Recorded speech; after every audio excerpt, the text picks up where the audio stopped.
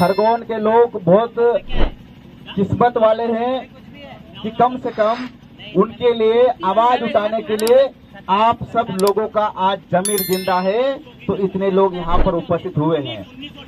साथियों, ये कोई घटना हुई है खरगोन में।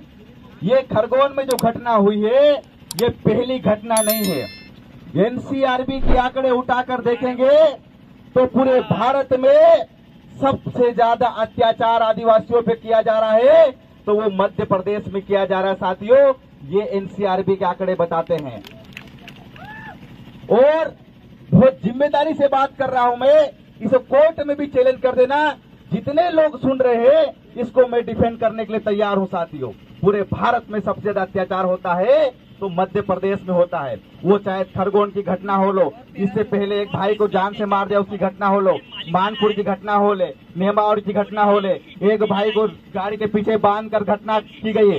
तमाम घटनाओं को हम देखेंगे तो जघन्य अपराध किया जा रहा है तो सिर्फ आदिवासी के ऊपर। साथियों, और हम लोग नारा क्या लगाते हैं? जय जोहार का नारा है, भारत देश हमारा है। क्या नारा हमारा चरितार्थ है? साथियों, आज कहने हम कहते हैं साथियों, इस देश के मूल मालिक आदिवासी है, लेकिन इन्हीं मूल मालिकों को ये लोग आदिवासी और मूल मालिक समझना तो बहुत दूर की बात है। इंसान को इंसान तक नहीं समझते हैं। मैं आपको गारंटी दे रहा हूं, आज हमारे दिनेश भाई की हत्या की गई, उसकी जगह अगर ठेकेदार की हत्या की जाती तो ये गांडू हमारे सांसद और विधायक विधवा विलाप करते मिलते उसकी अर्थी के सामने। क्योंकि हमारा दिनेश भाई कौन था? वो आदिवासी था, आदिवासी था, गरीब था। अगर वो किसी अन्य समाज का होता तो मुख्यमंत्री और गृह मंत्री और तमाम हमारे गांडू विधायक 47 के 47 उसको 1 करोड़ रुपए का न्याय देते और हम तालियां पीटते। उसके घर में बुलडोजर लग जाती, उसकी हवेली पे बुलडोजर चला दिया जाता। लेकिन मरने वाला कौन था? आदिवासी था। हम कैसे बोल सकते हैं कि जय जोहार का नारा है, भारत देश हमारा है? हमारा भारत देश तो है, इसमें कोई संदेह नहीं।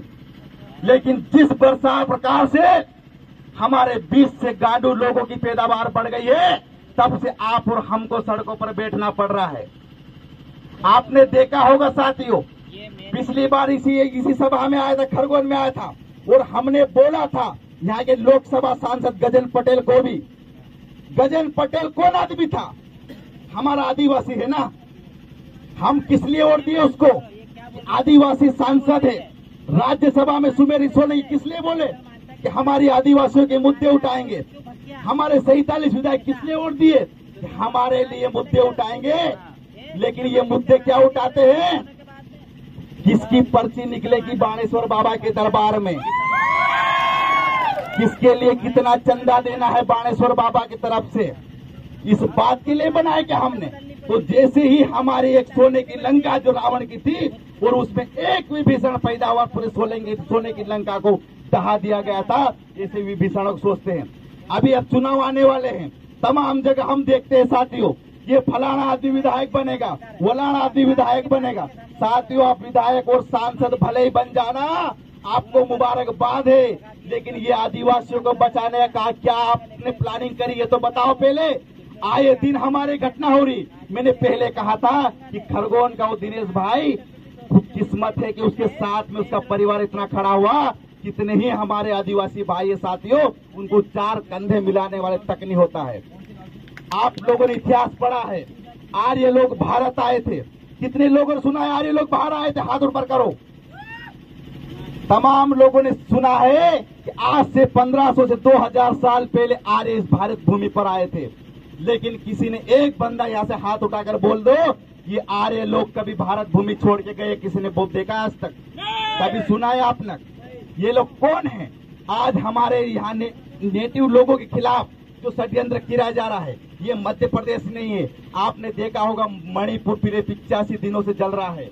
वहां पर कुकी और मेतई लोगों के खिलाफ संघर्ष हो रहा है। वहाँ कितने ही आदिवासी मारे गए, पूरा का पूरा स्टेट जल रहा है। हमारे यहाँ तो कम से कम इतना संघर्ष और इतना है, तो प्रदेश का शिवराज, जिसको मैं स्वराज बोलता हूँ, वो हमारे खिलाफ अत्याचार तो करता है, लेकिन उसकी इस बात से फटती है कि ये लोग इस खिलाफ खड़े हो जाएंगे या फिर खरगोन का शिवराज वर्मा हो, उनको मालूम है ये लोग आवाज उठाएंगे। तो साथियों, आप लोगों की एकता हमेशा बनाए रखने, मैं पहले ही बोल रहा हूँ, विधायक सांसद ये सब बनते रहेंगे। आपको विधायक बनाने से पहले, आपको सांसद बनाने से पहले कांग्रेस भाजपा एक काम करती है, जिस प्रकार से बकरे को बलि चढ़ाने के पहले उसको खस्सी किया जाता है, इसी प्रकार विधायक को सांसद बनाने के लिए आपको खस्सी किया जाता है और आप खुशी खुशी बनने के लिए तैयार हो जाते हैं। तो साथियों, अगर विधायक सांसद बनना है तो मर्द बन के बनना। ये खस्सी 47 विधायक हो, ये कितने हमारे सांसद हो, ये किसी काम आने वाले नहीं है, न आज काम आने वाले हैं, न आने वाले समय में काम आने वाले हैं। इसलिए बनना हो तो मुझे पर ताव दे कि समाज का सहारा लेकर बनना, वरना खस्सी फस्सी तो कितने आएंगे, ये कोई काम के नहीं है। और आने वाले समय में और हमारे साथ विपरीत परिस्थिति साथियों, ऐसे चुनाव आते रहेंगे, लेकिन हमें यूं ही एकता बरकरार रखना है। मुझे पता चला कि हाँ भीम आर्मी, जयस और तमाम संगठनों को एक बैनर तले लाने का काम कोल्लू खोड़े मोहन भाई वो तमाम इस टीम ने किया है, उसको तहे दिल से धन्यवाद देना चाहिए। इसलिए भी बहुत मेहनत लगती है साथियों, एक एक क्षेत्र में लोगों को लाने के लिए बहुत मेहनत लगती है और हम लड़ेंगे। और फिर बोल रहे हैं हम कि जीतेंगे, लेकिन इसके लिए हमें एकजुट बना रहना पड़ेगा। जिस भी आदिवासी भाई खरगोन में तकलीफ होगी तो बड़वानी वाले आदिवासी को उतनी तकलीफ होना चाहिए, और बड़वानी वाले आदिवासी भाई को अगर तकलीफ हुई तो खरगोन के आदिवासी भाई को उतनी तकलीफ होना चाहिए। वो धार का हो, मनावर का हो, नेमावर का हो, वो तमाम जगह का आदिवासी भाई हो, हमें एक खून, कम से कम हम बोलते हैं एक खून में तकलीफ का एहसास हमको उतना ही उतना होना चाहिए। आज हमारे यहाँ आने का तात्पर्य कम से कम यही है कि ये ठेकेदार जो है, ये हमारे लिए जो यहाँ पे आए हैं, इनको हमने रहने खाने के लिए तमाम जो सुविधा से आर्यों को जिस प्रकार से हमने दिया है, ये हमारे पास यहाँ आए हैं, इनको हम पाला पोसा है। ये मालिक बनने की बिल्कुल कोशिश नहीं करे। हमारा खून आज भी उतना ही उबाल खाता है, क्योंकि ये टंचा मामा के वंशज है, ये कभी झुकने वाले नहीं है। साथियों, बातें तो बहुत ज्यादा होने